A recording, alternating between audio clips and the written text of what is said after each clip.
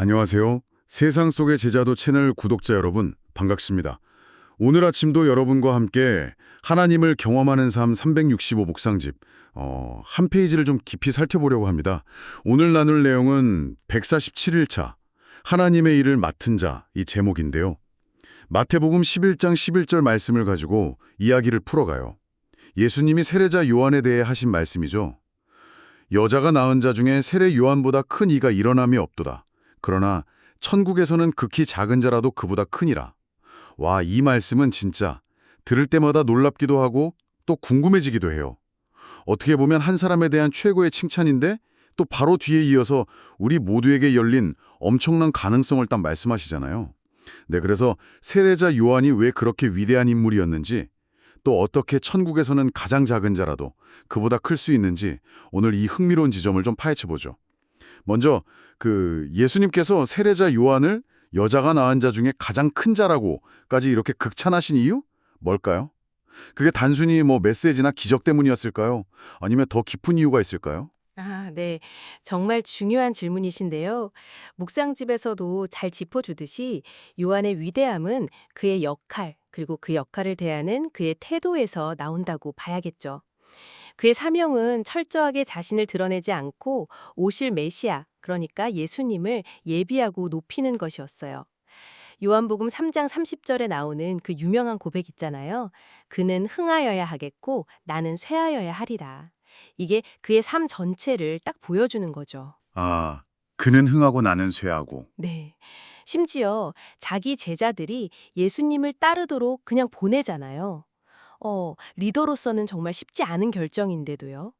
공적인 사역 기간 자체는 약 6개월 정도로 짧았다고 보는데 그럼에도 예수님은 모세나 엘리야 같은 구약의 정말 큰 인물들보다도 요한을 더 높이 평가하신 거죠. 와, 핵심은 이거예요.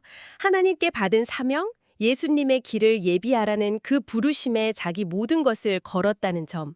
겉으로 보이는 성과나 사역 기간의 길이가 아니라 그 순전한 헌신, 또 자기를 부인하는 그 태도가 그의 위대함의 본질이었다. 이렇게 볼 수 있습니다. 아, 그렇군요. 그 사명의 순수성, 그리고 자기를 부인하는 것. 네, 정말 마음에 와닿네요. 그런데 진짜 더 놀라운 건 예수님의 다음 말씀이에요. 그러나 천국에서는 극히 작은 자라도 그보다 크니라. 방금 전까지 최고라고 하셨는데 어떻게 천국의 가장 작은 자가 그보다 클 수 있다는 건지. 여기가 정말 좀 어렵기도 하고 핵심인 것 같기도 하고요. 맞습니다. 바로 이 지점에서 우리의 이해가 좀 더 넓어져야 하는 것 같아요. 묵상접에서도 강조하듯이 여기서 더 크다는 의미는 우리의 어떤 능력이나 업적이 뛰어나다거나 요한보다 우리가 더 거룩하다 이런 뜻은 아니에요. 아, 그런 건 아니군요. 네, 그 차이는 바로 우리 안에 내주하시는 그리스도 때문이라는 거죠. 세례자 요한은 그리스도의 길을 앞에서 예비했지만 신약 시대를 사는 성도들, 그러니까 지금 우리에게는 성령님을 통해서 그리스도께서 직접 우리 안에 오셔서 사시는 시대가 열렸다는 거예요. 아하, 내주하시는 그리스도? 네, 이걸 좀 더 큰 그림으로 보면요. 요한은 구약 시대에 어떻게 보면 정점에 있는 인물이죠. 예수님을 직접 보고 소개하는 특권까지 누렸지만 그의 사역은 예수님의 십자가, 부활, 그리고 성령 강림 이전의 마무리가 되었거든요. 반면에 우리는 예수님의 모든 사역이 완성된 이후에 성령으로 말미암아 그리스도와 하나가 되어서 그분의 생명으로 살아가는 존재가 된 거예요. 바로 이 그리스도와의 연합, 내주하시는 그리스도 때문에 천국에서는 가장 작은 자라도 요한과는 다른 차원의 큼, 다시 말해 특권과 영광을 누린다는 의미로 해석할 수 있습니다. 내주하시는 그리스도. 아, 이 개념이 핵심이군요. 그럼 우리의 위대함이라는 건 우리 자신의 어떤 것이 아니라 전적으로 우리 안에 계신 그리스도 때문이라는 말씀이네요. 와, 그렇다면 우리가 받은 특권이 세례자 요한의 그것과는 정말 비교할 수 없을 만큼 크다는 거잖아요. 바로 그겁니다. 네. 묵상집에서도 하나님을 섬기는 것 자체가 가장 큰 영광이라고 말하고 있죠. 세례자 요한이 자기 사명을 위해 모든 걸 바쳤다면 우리에게는 그보다 더 놀라운 기회가 주어진 거예요.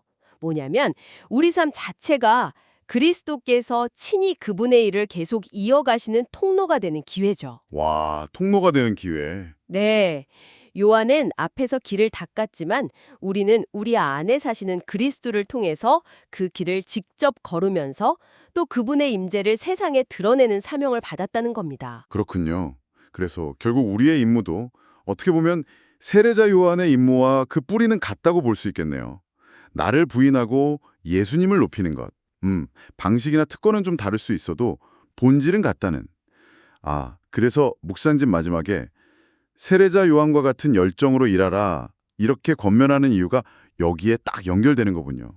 우리 안에 그리스도라는 이 엄청난 자원을 가지고 요한처럼 온전히 주님께 집중하라는 그런 도전이네요.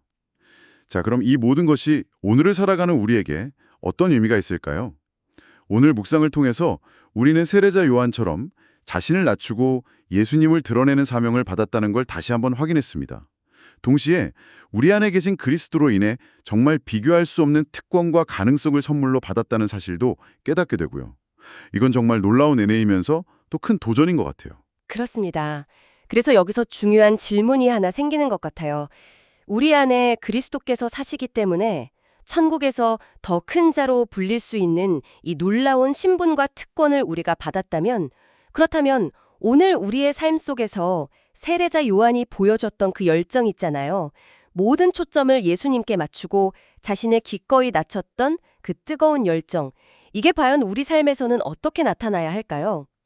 단순히 감정적인 뜨거움일까요? 아니면 삶의 아주 구체적인 선택과 행동으로 이게 보여져야 하는 걸까요? 여러분 각자의 삶의 자리에서 이 질문을 한번 품고 깊이 생각해 보시면 좋겠습니다. 네. 오늘 함께 나눈 이 이야기가 세상 속에서 제자로 살아가시는 여러분의 하루에 작은 힘, 그리고 새로운 영감을 더하기를 진심으로 바랍니다. 여러분 안에 계신 그리스도로 인해 주어진 이 놀라운 가능성을 꼭 붙드시고요. 오늘도 믿음으로 승리하는 하루 보내시길 응원합니다. 활기찬 하루 보내세요.